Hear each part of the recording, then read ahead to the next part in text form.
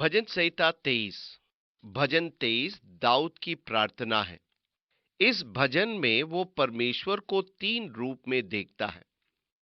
वो परमेश्वर को चरवाहे के रूप में, मार्गदर्शक के रूप में और मेजबान के रूप में देखता है। वहां एक रोचक टिप्पणी है जिसे कहा जाता है a shepherd's look at the 23rd psalm, अर्थात भजन 23 पर एक चरवाहे का विचार। आप इसे अवश्य पढ़ना चाहेंगे। ये वास्तव में मन को हर लेने वाला भजन है, क्योंकि यहाँ चरवाहे के अनेक रूप दिखता है और भेड़ों के व्यवहार और चरित्र पर प्रकाश डालता है। परंतु वास्तव में एक मार्गदर्शक और मेजबान पर भी लेख लिखे जा सकते हैं, क्योंकि दाऊद परमेश्वर को तीन रूपों में देखता है। सिर्फ चरवाहे के रूप में ही नहीं, पर एक मार्गदर्शक और मेजबान के रूप में भी। परमेश्वर मेरा चरवाहा है। भजन 23 पद 1। यहोवा मेरा चरवाहा है, मुझे कुछ घटी न होगी। मुझे कुछ घटी न होगी।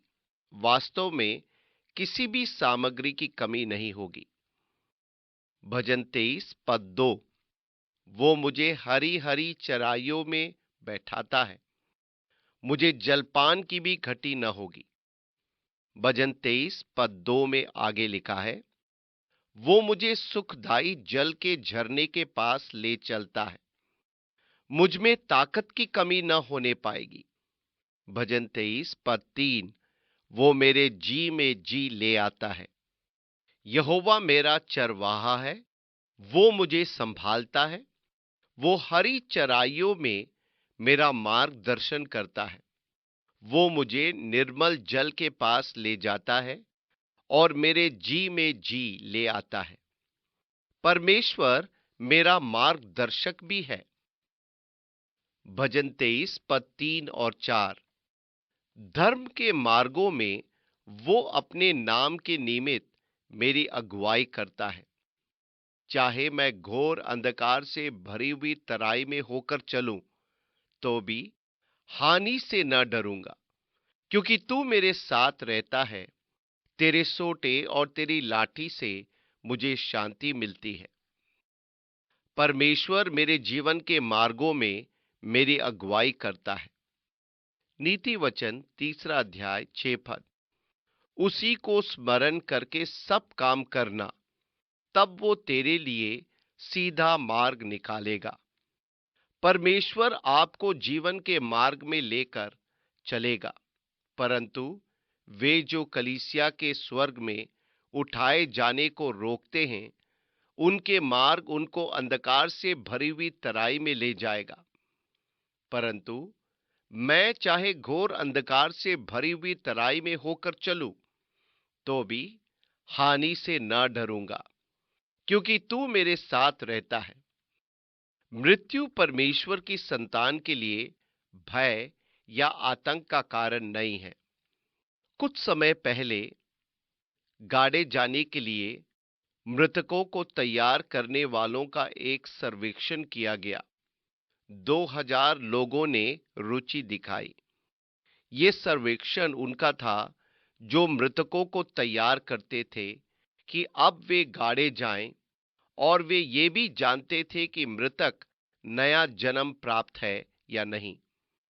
उनसे पूछा गया, क्या वे मृतकों के चेहरे पर मुस्कुराहट ला सकते हैं? उनका उत्तर था नहीं, जब तक कि वो पार्थिव शरीर किसी नया जन्म प्राप्त व्यक्ति का ना हो। मैं दावे के साथ कहता हूं कि मेरे मर जाने के बाद मेरे शरीर पर मुस्कुराहट होगी। पहला कुरिन्थियों 15 अध्याय 55 से 57 पद। हे मृत्यु, तेरी जय कहां रही? हे मृत्यु, तेरा डंक कहां रहा? मृत्यु का डंक पाप है, और पाप का बल व्यवस्था है। परंतु परमेश्वर का धन्यवाद हो, जो हमारे प्रभु यीशु मसीह के द्वारा हमें जयवंत करता है। इसलिए चाहे मैं अंधकार से भरी हुई तराई में होकर चलूं, तो भी हानि से न डरूंगा, क्योंकि तू मेरे साथ रहता है। ओह, परमेश्वर की उपस्थिति! वो मुझे अपने हाथों से पकड़कर मेरी अगुवाई करता है। जब मैं घोर अंधकार से भरी हुई तराई से होकर चलता हूं, तो भी हानि से नहीं डरता, क्योंकि उसका हाथ मुझे थामे हुए है।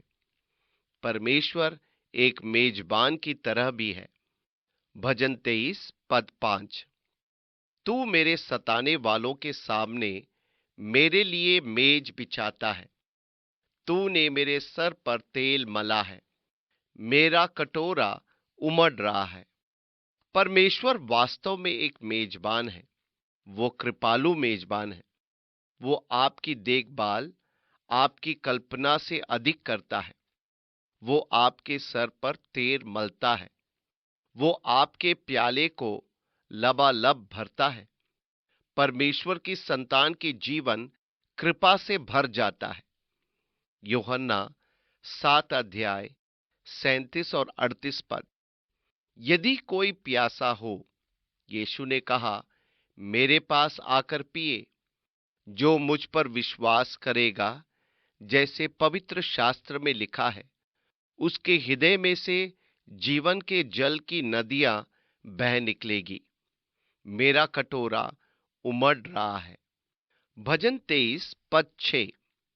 निश्चय भलाई और करुणा जीवन भर मेरे साथ साथ बनी रहेगी। मैं अपनी जीवन की तीर्थ यात्रा में इस पृथ्वी पर जहां भी जाऊं, परमेश्वर की भलाई और करुणा मेरे साथ बनी रहेगी। और जब मार्ग के अंत में मेरे इस जीवन के दिन पूरे हो जाने पर, भजन 23 पद 6 में आगे लिखा है, मैं यहोवा के धाम में सर्वदा वास करूंगा। इसी घर के बारे में परमेश्वर ने कहा, मेरे पिता के घर में बहुत से रहने के स्थान हैं, और मैं तुम्हारे लिए घर तैयार करने जाता हूं। जब मैं इस संसार को देखता हूं, तो हवाई अमेरिका का समुद्र के पास का स्थान में जाना चाहता हूं। मुझे ऐसी जगह जाना अच्छा लगता है जहां पर सुंदर जंगल हो, पौधे हो, नदियां, झरने, फूल और फल हो। मुझे ये सब बहुत प्यारे लगते हैं। मैं प्राकृतिक सौंदर्य से प्यार करता हूं। मैं गुफाओं की सुंदरता को देखता हूं। मैं समुद्र की सुंदरता देखता हूं, झरने, नदियां, जंगल और रेगिस्तान की सुंदरता को देखता हूं, और अनुभव करता हूं कि उसने इन सब चीजों को 6 दिन में बनाया। करीब 2000 वर्ष हो गए जब यीशु ने कहा था, मैं तुम्हारे लिए घर तैयार करने जा रहा हूं। यदि वो ये सब 6 दिन में कर सकता है, तो वो स्थान कितना भव्य होगा जिसको तैयार करने में 2000 वर्ष लगे। आप शर्त लगा ले, मेरे मुंह पर मुस्कान होगी, क्योंकि मैं यहोवा के धाम में सर्वदा वास करूंगा।